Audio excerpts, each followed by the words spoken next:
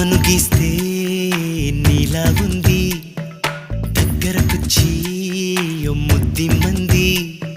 సర్లే పాపం అని దగ్గరికెళితే దాని మనసే నీలో ఉందంది.